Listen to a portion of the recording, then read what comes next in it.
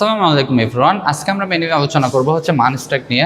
তো আপনারা দেখতেই পাচ্ছেন যে মানস্ট্যাক মেইনলি একটা ডেভেলপমেন্ট অ্যাপ্রোচ, অর্থাৎ সফটওয়্যার ডেভেলপমেন্ট করার যে প্রক্রিয়া বা একটা অ্যাপ্রোচ, সেটা হতে পারে মানস্ট্যাক। সো প্রথমে আমরা পরিচিত হব যে এটা মানে কি এবং এটার মধ্যে কি কি আছে। সো প্রথমে আপনারা বেশ কিছু এখানে লোগো দেখতে পাচ্ছেন, একটু পরে আমরা এগুলোর সাথে পরিচিত হব।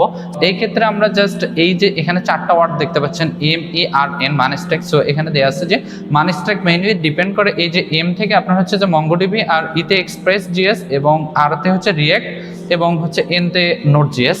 সো এই জিনিসগুলোকে আমরা একটু পরে এগুলো জানবো।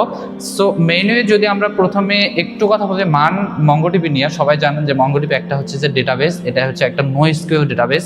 আর এক্সপ্রেস.js এটা মেইনলি হচ্ছে যে নোড.js এর একটা ফ্রেমওয়ার্ক। সো এর আগে আমরা জানি যে নোড.jsটা কি। নোড.jsটা হচ্ছে যে জাভাস্ক্রিপ্টের একটি ওয়েব সার্ভার।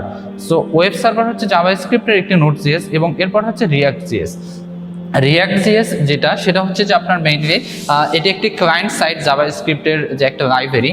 সো অনেকে বলে থাকে রিঅ্যাক্ট হচ্ছে ফ্রেমওয়ার্ক, রিঅ্যাক্ট কখনো ফ্রেমওয়ার্ক না। ফ্রেমওয়ার্ক হতে গেলে সেখানে একটা কমপ্লিট রিসোর্স থাকতে হবে। রিঅ্যাক্টকে কখনো আমরা ফ্রেমওয়ার্ক বলতে পারি না।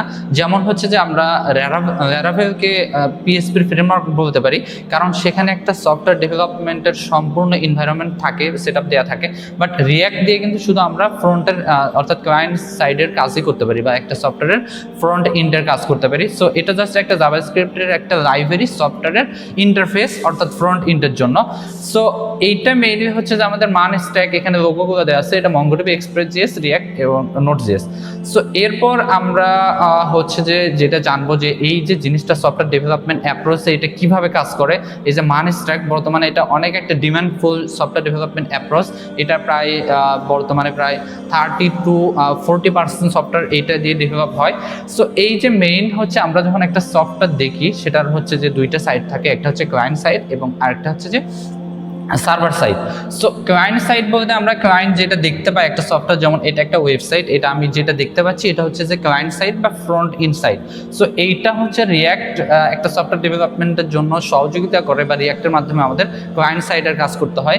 এবং ডেটাবেস অর্থাৎ সার্ভার সাইড মাঝখানে আছে, এবং ডেটাবেস হিসেবে আমরা এখানে মঙ্গোডিবিকে ব্যবহার করব, অর্থাৎ আমাদের ডেটাগুলো যেখানে স্টোর থাকবে। এর মাঝখানে দুইটা জিনিস আমাদের থাকবে, সেটা হচ্ছে যে এক্সপ্রেস.js, নোড.js। আমরা পূর্বেই দেখেছিলাম যে এক্সপ্রেস.js হচ্ছে নোড.js এর একটি ওয়েব ফ্রেমওয়ার্ক। সো আর নোড.jsটা কি?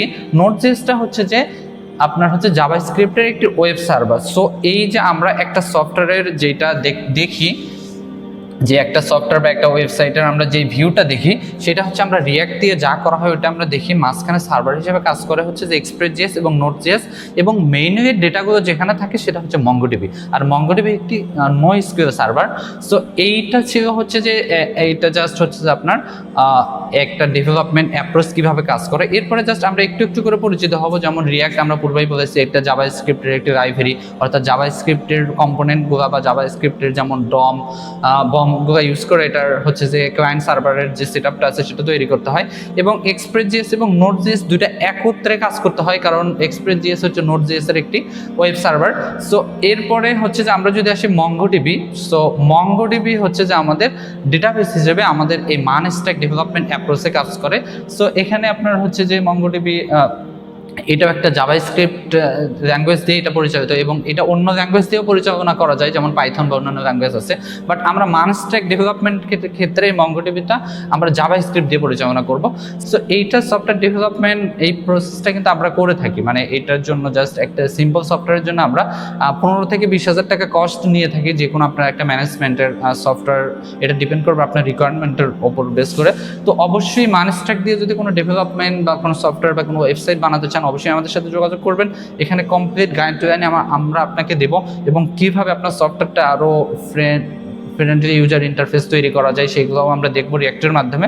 সো আশা করি বুঝতে পেরেছেন যে মানস্ট্যাক জিনিসটা আসলে কি এবং এই সফটওয়্যার ডেভেলপমেন্ট প্রসেসটা কেন ব্যবহার আমরা করব। সো আশা করি বুঝতে পেরেছেন। Thanks for watching.